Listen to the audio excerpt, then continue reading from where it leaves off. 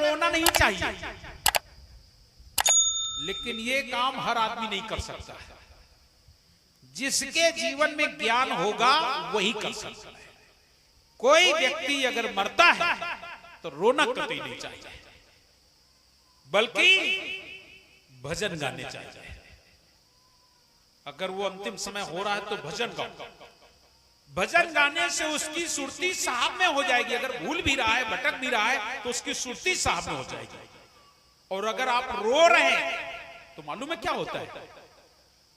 इधर आपका परिवार रो रहा है, उधर आत्मा निकल रही है, तो आत्मा कोमल होती है, ये आकर्षण में फंस जाती है। तुम्हारे रोने की आवाज सुन करके तुम्हारे तरफ उसकी सुरती हो जाती है। और अगर तुम्हारे तरफ सुरती हुई तो तुम्हारा बेटा बनेगा, तुम्हारा नाती बनेगा, पंथी बनेगा, घर में आके बैल बनेगा, भैंसा बनेगा, सुअर बनेगा, कुत्ता बनेगा, बिल्ली बनेगा, कुछ भी होगा वो तुम्हारे घर में ही।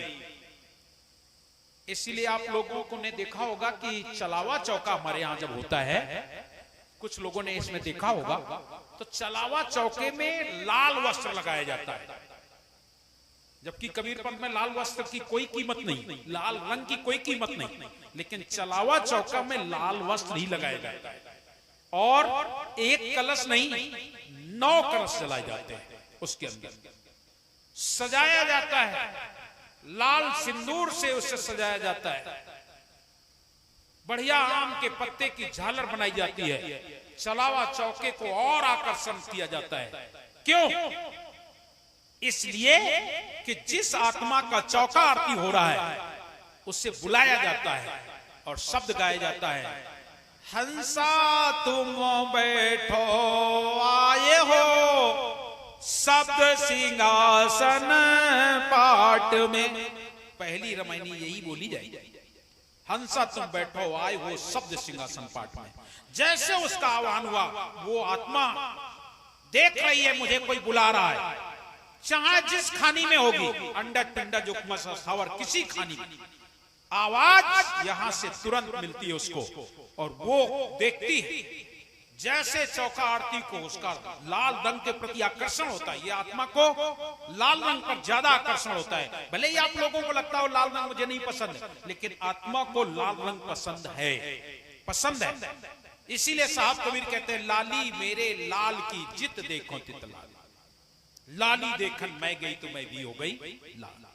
जो मेदी के पात में लाली लखे ना कोई, और लाली लखी कबीर ने लाल लाल गए हुए लाल। उस वक्त को, उस चौके की शोभा देखकर वो आत्मा वहां से चलती है, चाहे जिस खानी में हो। अगर सच्चा कड़ियार है तो याद रख लेना, नारियल चलाने के समय वो आत्मा जरूर वहां आएगी। और अगर उसको शब्द सुरती का योग हो गया तो जिस खानी में होगी वो आत्मा छोड़ देगी और अपने लोग चली जाएगी। ये हमारे पास एक नहीं कई उदाहरण है। नारियल चला, लोगों के प्राण छूट जाते हैं। तो इसलिए चलावा चौका हमारे यहाँ, आज तो मैं बता दूं भाई, अब आप लोग बुरा मत मानिएगा, आज हमारे कड़ियार जितने हैं उसमें से अधिकतर कड़ियारों का केवल एक ही काम है, कोई चौका आरती करवाए तो उसमें कितनी चढ़ोतरी चढ़ती है, कितना रुपया मिलता है, बस वो रुपया देख करके चौका आरती करते हैं। और यही कारण होता है कि आप देखेंगे ज्यादातर महान अपने हाथ से नारियल तुम्हें पकड़ाता है। आप लोगों ने देखे कभी चौका? पहली बात तो आप लोग चौका ही नहीं देखे होगा, चौका तो यही देखा होगा, लेकिन ज्यादातर लोग कड़ियार अपने हाथ से नारियल देते हैं। लोग क्यों? जब तुम्हें अपने हाथ से नारियल देंगे तो उसमें जो तुम दक्षिणा चढ़ाओगे वो आओ तो हम दिखबे, वो भी तो हम देखेंगे। और अगर कम है तो मुंह खोल के कही जा, अरे इतने काम न चली, और लो। अगर मुंह खोल के नहीं कहते तो अंतर आत्मा कहती है, इतना बड़ा आदमी और 51 रुपया चढ़ाया। अंतर आपके अंदर ही भाव हो जाते हैं। और जो लोग इस तरीके से चौका आरती करते हैं, ना तो खुद पार होंगे और ना किसी जीव का उद्धार कर सकेंगे। तुम्हें कड़ियार बनाया गया है। साहब कबीर ने एक शब्द में कहा है, अपने शिष्य को जो नहीं तारे सो साहब दीवाना नहीं, जिन सदगुरु पहचाना नहीं तिनका तीनों लोग ठिकाना। वो नर खर कुकर समझानो, जिन घट ज्ञान समाना नहीं, जिन सदगुरु पहचाना नहीं तिनका तीनों लोग ठिकाना। इसलिए अपने साहब को पहचानने का प्रयास कीजिए और अंत समय में किसी और को याद नहीं करना है। और चलावा चौका में आपको नारियल दिया जाता है, हमारे यहाँ नारियल भेंट होती है। जो लोग सचेत होते हैं, सज्ञान होते हैं, तो समझ लेते हैं कि इसका समय आ गया है, घबरा गया। तो कबीर पंथ में ये होता है, अरे भाई नारियल बिटवा दो। इसलिए नारियल बिटवा दो कि आपके हाथ में नारियल आएगा तो आपको साहब याद आ जाएगा। क्यों भाई, आप लोग जब चौका आरती में नारियल भेंटते हो तो क्या याद आता है? आप लोग अब बताओ ना भाई, आप लोग अब नारियल अभी 19 तारीख को भेंटोगे तो क्या याद आएगा? उस समय आप क्या ध्यान करते हैं? उस समय आपको साहब का ही ध्यान करना चाहिए। कुछ लोग नारियल भेंट करते हैं तो ज्यादातर माताएं गलती करती है, क्या कि हमारे बगल में बैठे रामदास साहब ने आपको नारियल दिया तो आप लोग रामदास को ही देखते हो, क्योंकि उन्होंने दिया है। इसलिए ऐसा नहीं होना चाहिए। आपका ध्यान चौका आरती की तरफ होना चाहिए। ऐसा नहीं कि उनकी तरफ मुंह करके नारियल भेंट दिया दे।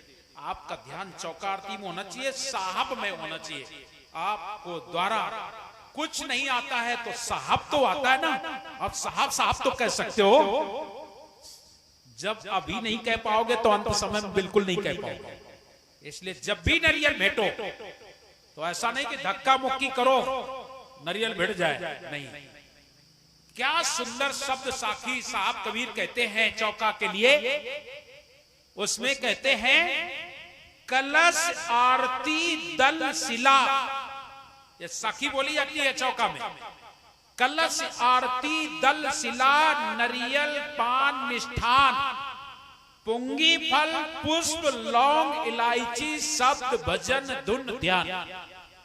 तो आप सोचो कि चौका में सब कुछ होता है। कलश है, आरती भी जल रही है, दल मतलब जो इस तरफ होता है उसे दल बोला जाता है, जिसमें दूध में मेवा डाली जाती है उसे दल बोला जाता है। तो कलश आरती दल और शिला, चारों तरफ हो गए ना चार चीजें।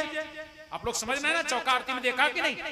पूर्व दिशा में कलश जलता है, उत्तर दिशा में आरती जलती है, दक्षिण दिशा में दल रखा जाता है, पश्चिम दिशा में शिला रखी जाती है।